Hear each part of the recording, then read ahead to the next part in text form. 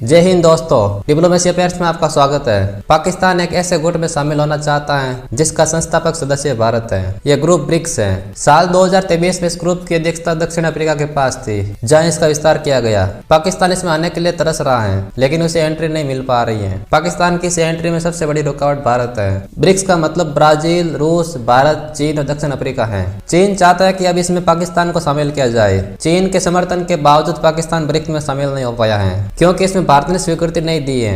BRICS का वर्तमान अध्यक्ष रूस है, जो पाकिस्तान को शामिल करने को लेकर हिचकिचा रहा है। साल 2023 में ब्रिक्स का विस्तार हुआ, लेकिन फिलहाल अभी इसके विस्तार की कोई संभावना नहीं दिख रही है। ब्रिक्स में नए सदस्यों को शामिल करने के लिए मौजूदा सदस्यों के बीच आम सहमति की जरूरत होती है, और पाकिस्तान के आवेदन पर सहमति नहीं है। उन्होंने बताया कि पाकिस्तान एक डूबती हुई अर्थव्यवस्था है और दुनिया की टॉप अर्थव्यवस्थाओं के ग्रुप में फिट नहीं बैठता। चीन के दबाव के कारण पाकिस्तान संघीय सहयोग संगठन यानी कि SCO में शामिल हुआ था, और रूस ने भारत का समर्थन किया था। SCO में शामिल होने के लिए भारत को कजाकिस्तान और उज्बेकिस्तान ने भी समर्थन दिया था। हालांकि ब्रिक्स और SCO में प्रवेश के मानदंड अलग अलग हैं। SCO के विपरीत भारत ब्रिक्स का संस्थापक सदस्य है और इसके विस्तार में उसका मत महत्वपूर्ण है। पिछले साल दक्षिण अफ्रीका में आयोजित शिखर सम्मेलन का विस्तार हुआ था। UAE, सऊदी अरब, मिस्र, ईरान, इथियोपिया और अर्जेंटीना को ब्रिक्स में शामिल किया गया था। इसके कारण ग्रुप की कुल सदस्यता 11 हो गई थी। बाद में नए राष्ट्रपति के चुनाव के बाद अर्जेंटीना ने इससे हटने का फैसला किया।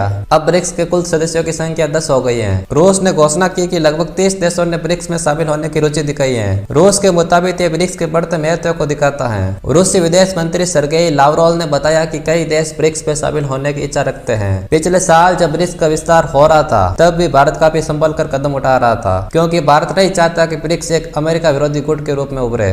इसके साथ ही भारत ने पाकिस्तान को अंतर्राष्ट्रीय मुद्रा कोष यानी IMF से मिलने वाले कर्ज पर कड़ा रुख अपनाया है। भारत ने IMF से कहा कि वे पाकिस्तान को दिए जाने वाले किसी भी कर्ज की कड़ी निगरानी रखे। भारत ने इस बात पर जोर दिया है कि IMF से मिलने वाले धन का उपयोग हथियार खरीदने या किसी दूसरे देशों से लिए गए कर्ज के भुगतान में इस्तेमाल नहीं किया जाना चाहिए। भारत आमतौर पर पाकिस्तान द्वारा मांगे गए ऋण पर मतदान से दूर रहता है, और पिछले जुलाई में जब SBA को मंजूरी दी गई थी, तब भी इसने ऐसा ही किया था। जनवरी में जब IMF बोर्ड ने पाकिस्तान को दिए गए कर्ज की समीक्षा की थी, तो भारत के प्रतिनिधि ने भी फिर से मतदान में भाग नहीं लिया था। इसके बाद IMF ने पाकिस्तान को $700 मिलियन की किस्त जारी की। भारत ने कहा था, इस तरह की निगरानी ये सुनिश्चित करने के लिए जरूरी है कि विकास अनिवार्यताओं को पूरा करने के लिए प्राप्त धन को रक्षा खर्च और तीसरे देशों को दिए गए विदेशी ऋण के पुनर्भुगतान में न लगाया जाए। पाकिस्तान के खिलाफ भारत की प्रतिक्रिया इसलिए भी महत्वपूर्ण है क्योंकि प्रधानमंत्री शहबाज शरीफ के नेतृत्व वाली पाकिस्तान की नवगठित सरकार और अधिक कर्ज पाने के लिए IMF के साथ इमरजेंसी बातचीत कर रही है। IMF के समर्थन ने नकदी संकट से जूझ रहे पाकिस्तान को बाहरी भुगतान संकट से बचाने में मदद की थी, जिसका सामना उसे पिछले साल जून में करना पड़ा था। उस वक्त पाकिस्तान का विदेशी मुद्रा भंडार घटकर केवल $3.5 बिलियन रह गया था, जो मुश्किल से एक महीने के आयात बिल का भुगतान करने के लिए पर्याप्त था। पाकिस्तान की अर्थव्यवस्था 2022 से ही भीषण बाढ़, भारी झटकों और तीव्र मुद्रास्फीति से प्रभावित से जूझ रही है। चुनावों से पहले IMF कर्मचारियों ने पाकिस्तान के प्रमुख राजनीतिक दलों Pakistan Muslim League Nawaz, Pakistan Peoples Party और पाकिस्तान तहरीक-ए-इंसाफ के प्रतिनिधियों से मुलाकात की थी, ताकि अपने ऋण कार्यक्रम के लिए उनके समर्थन की पुष्टि की जा सके। दोस्तों, आपकी इस बारे में क्या राय है? क्या पाकिस्तान को ब्रिक्स में शामिल करना चाहिए, और क्या भारत को IMF से मिलने वाले पाकिस्तान के लोन का समर्थन करना चाहिए? हमें कमेंट करके जरूर बताइए। जानकारी पसंद आई हो तो वीडियो को लाइक और चैनल को सब्सक्राइब